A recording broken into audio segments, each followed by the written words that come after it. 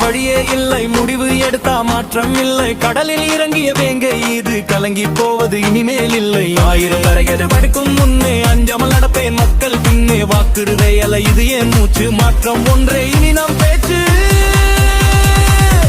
இனி ஒரு மடக்கம் இல்லை, இது ஒரு தொடக்கமே. உங்கள் கனவில் நான் இருப்பேன், உங்கள் பலமாய் நான் களம் இறங்குவேன். தமிழக வெற்றி கழகம் இது தமம் காக்கும் கவசம். தலைவன் மண் வச்சு தடையெல்லாம் நம் உடைச்சாச்சு.